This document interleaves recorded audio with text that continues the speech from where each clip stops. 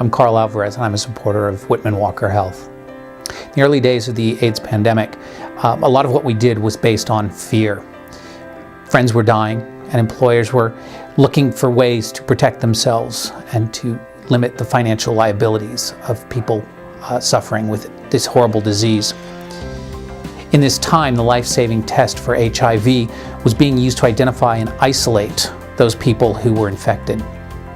I was notified by the United States Air Force that they would be testing the entire service to form a control group to determine how we would nationally respond to the disease.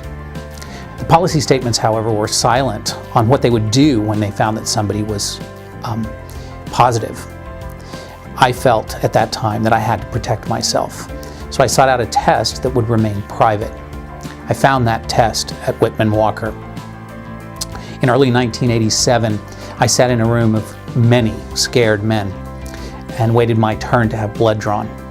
I returned a week later, probably the longest week of my life, to get my results.